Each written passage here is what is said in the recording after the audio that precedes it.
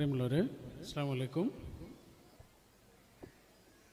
ഇത്തരമൊരു സന്ദർഭത്തിൽ നടത്തേണ്ട ഉജ്ജ്വലമായ ഒരു പ്രഭാഷണമാണ് ഗുരുതുല്യനായ നദ്വി സാഹിബ് നമുക്ക് വേണ്ടി നൽകിയിട്ടുള്ളത്.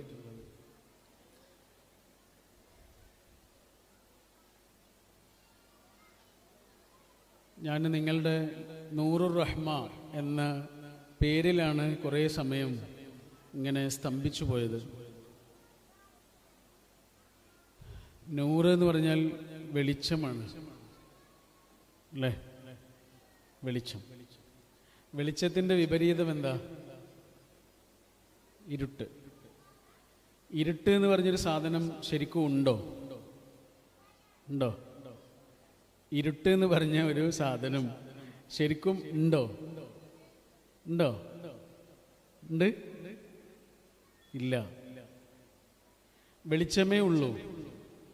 വെളിച്ചമില്ലാത്ത അവസ്ഥക്ക് നമ്മൾ പറയുന്ന പേരാണ് ഇരുട്ട്.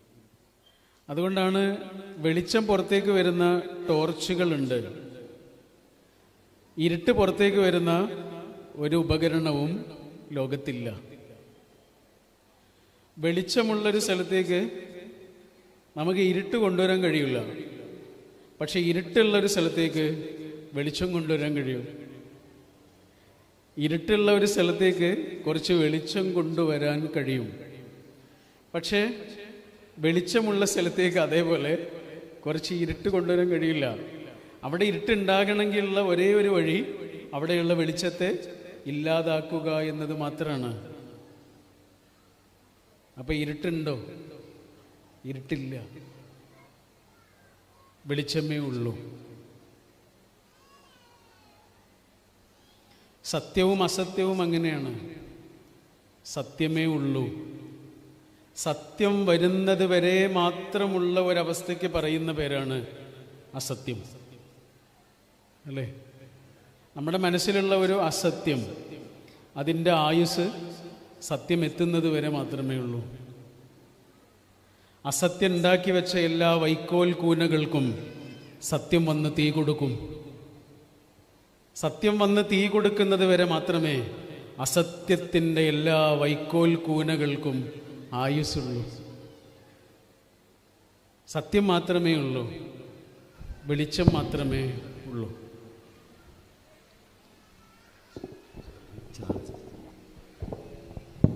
നിങ്ങൾ കരുണയുടെ വെളിച്ചം എന്നാണ് ഈ പ്രോഗ്രാമിനിട്ട പേര്. കരുണയുടെ വെളിച്ചം, നൂറുർ റഹ്മ. റഹ്മ എന്നുള്ള അറബി വാക്കിന് രണ്ടർത്ഥങ്ങളുണ്ട്. ശരിക്കും കേട്ടിട്ടുണ്ടോ? ഒന്നെന്താണ്? കാരുണ്യം. രണ്ടാമത്തെ അർത്ഥം ഇതുമായിട്ട് യാതൊരു ബന്ധമില്ലാത്ത വേറൊരർത്ഥമാണ്, ഗർഭപാത്രം എന്നാണ്. ഒരു വാക്കിന് രണ്ടർത്ഥങ്ങൾ, കാരുണ്യവും ഗർഭപാത്രവും. കാരുണ്യവും ഗർഭപാത്രവും തമ്മിൽ പ്രത്യക്ഷത്തിൽ വലിയ ബന്ധമൊന്നുമില്ല, പക്ഷേ സൂക്ഷ്മമായി നോക്കിയാൽ ചെറിയ ഒരു ബന്ധമുണ്ട്. എന്താണെന്നറിയോ? ഗർഭപാത്രം എന്ന് പറഞ്ഞാൽ ഒരു പെൺകുട്ടി ജനിക്കുന്ന നിമിഷം മുതൽ അവളുടെ ശരീരത്തിനകത്തുള്ള ഒരു ചെറിയ പാത്രമാണ്. 3-4 സെൻറ്റിമീറ്റർ മാത്രം വലിപ്പമുള്ളൂ. 3-4 സെൻറ്റിമീറ്റർ മാത്രം വലിപ്പമുള്ള ഒരു ചെറിയ പാത്രമാണ് 3-4 കിലോ വലുപ്പമുള്ള ഒരു കുട്ടിക്ക് വേണ്ടി സ്വയം വികസിക്കുന്നത്. സ്വയം വികാസമാണ് ഗർഭപാത്രത്തിൻ്റെ പ്രത്യേകത, അല്ലേ? കാരുണ്യം എന്ന് പറഞ്ഞാൽ എന്താ? ഒരാളുടെ മനസ്സ് വലുതാകലാണ്. അതാണ് കാരുണ്യം. നമ്മുടെ കൂടെ ജീവിക്കുന്ന മനുഷ്യൻ്റെ, നമ്മുടെ മുന്നിൽ നിന്നുള്ള ഈ മനുഷ്യൻ്റെ പലതരം സ്വഭാവങ്ങളെ, പലതരം പെരുമാറ്റങ്ങളെ, പലതരം മനുഷ്യാവസ്ഥകളെ, അതാണ് മനുഷ്യൻ എന്നുള്ളൊരവസ്ഥ ഉണ്ട്. ഇതൊരു ശില്പമല്ല, ഇത് കല്ലുകൊണ്ടുണ്ടാക്കിയൊരു സാധനമല്ല, ഇതൊരു മനുഷ്യനാണ്.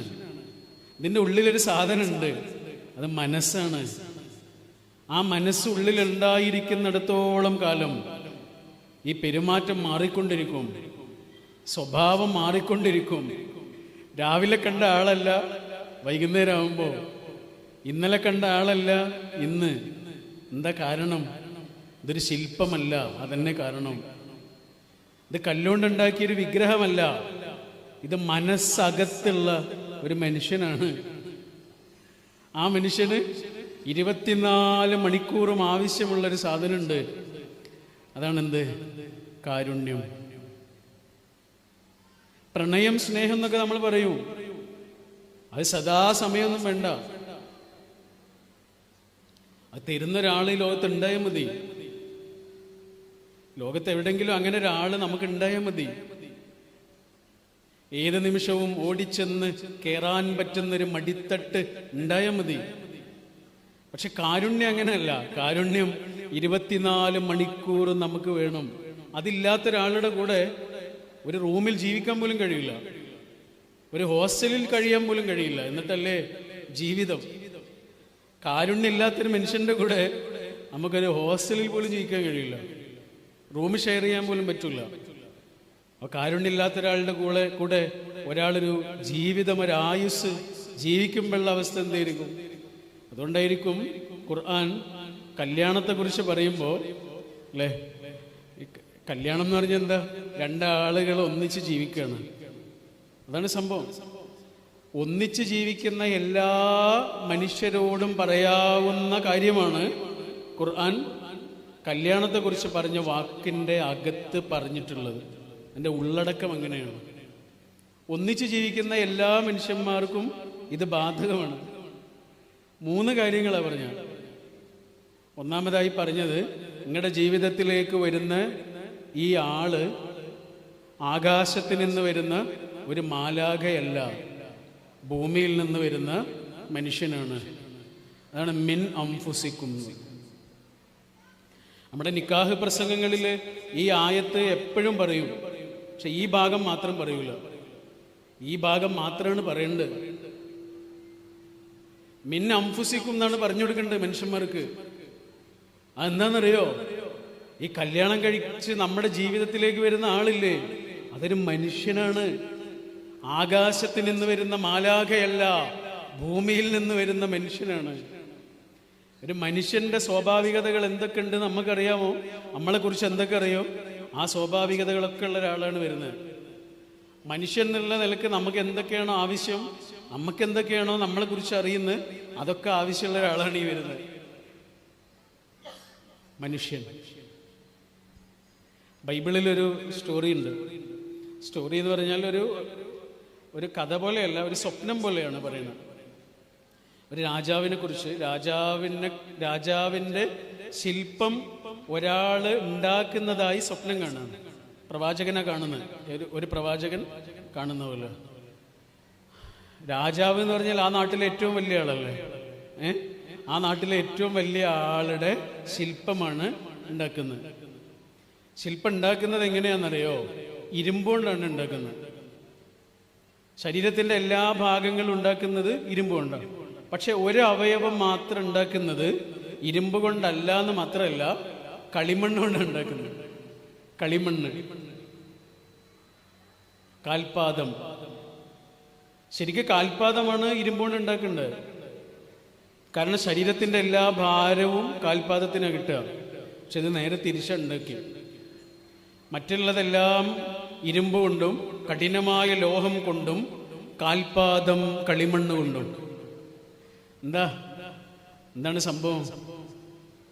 എത്ര വലിയ ആളാണെങ്കിലും, എത്ര മഹാനായ ആളാണെങ്കിലും, എത്ര ഭക്തയായ ആളാണെങ്കിലും മനുഷ്യനാണോ?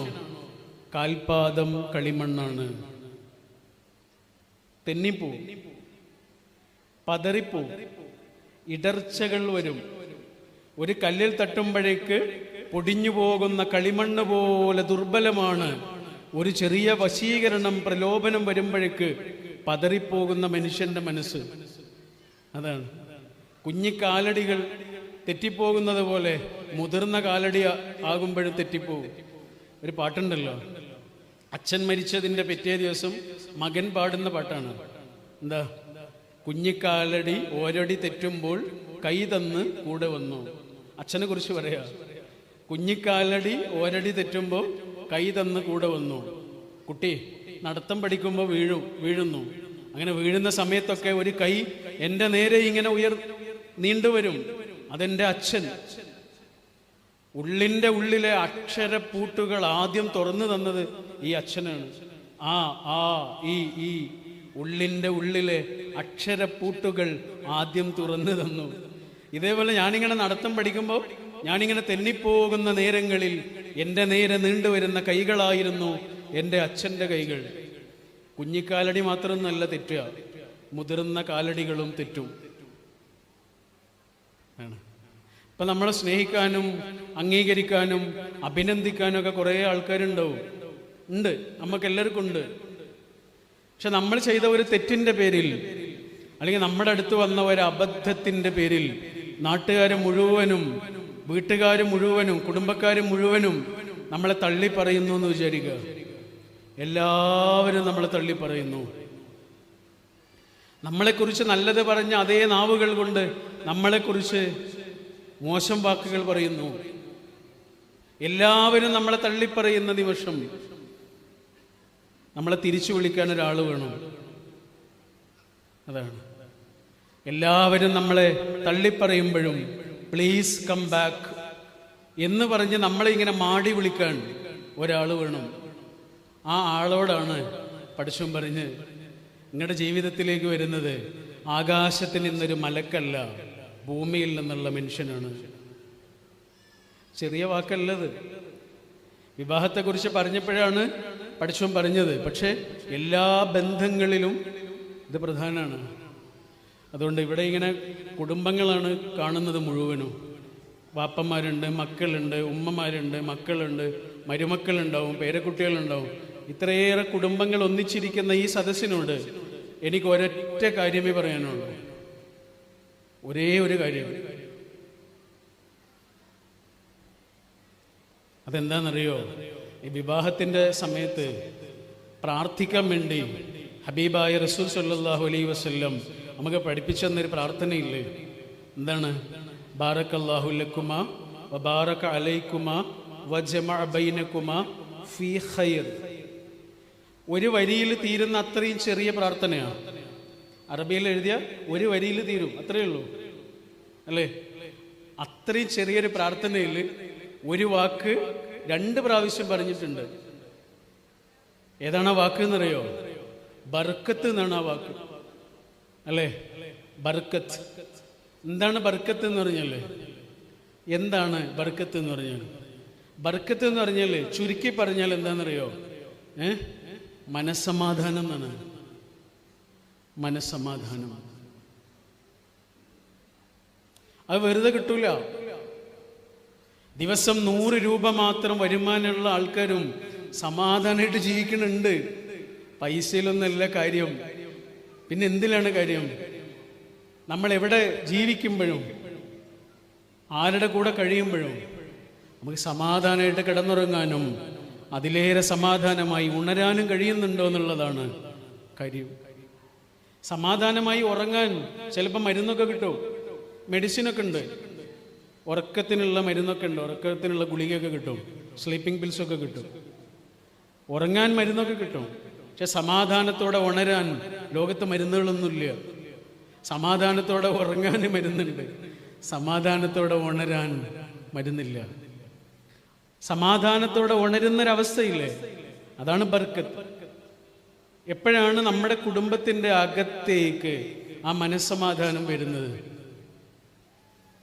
എനിക്ക് തോന്നുന്ന 3 കാര്യങ്ങളാണ് എന്നാണ്. ആ 3 കാര്യങ്ങൾ നിങ്ങളോട് ചുരുക്കി പറഞ്ഞിട്ട് വാക്കുകൾ അവസാനിപ്പിക്കുക. ഒന്നാമത്തേത്, നമ്മുടെ കൂടെ ജീവിക്കുന്ന കുറച്ച് മനുഷ്യന്മാരില്ലേ? ഒരേ മേൽക്കൂരയുടെ താഴെയുള്ള നമ്മൾ 3ഓ 4ഓ മനുഷ്യന്മാരില്ലേ? ആ മനുഷ്യന്മാർ നമ്മുടെ ജീവിതത്തിൽ ഏറ്റവും മുൻഗണനയുള്ള മനുഷ്യന്മാരായി മാറുക. ലോകത്ത് വേറെ ആരും നമുക്ക് മുൻഗണനയുള്ള ആൾക്കാരല്ല. നമ്മുടെ വീടിൻ്റെ കൂടിൻ്റെ അകത്തുള്ള ആ 3ഓ 4ഓ 5ഓ 2ഓ 3ഓ മനുഷ്യന്മാരില്ലേ? ആ ശ്വാസങ്ങളില്ലേ? ആ കണ്ണുകളില്ലേ? അത് നനയരുത്. ആ മനസ്സില്ലേ അത് വിങ്ങരുത്, ആ ഉള്ളില്ലേ അത് പെടയരുത്. നമ്മുടെ കൂടെയുള്ള ആ 4-3 മനുഷ്യന്മാരില്ലേ, ആ മനുഷ്യന്മാര് നമ്മുടെ ജീവിതത്തിൻ്റെ ഏറ്റവും വലിയ പ്രയോറിറ്റിയായി മാറുക എന്നുള്ളത്.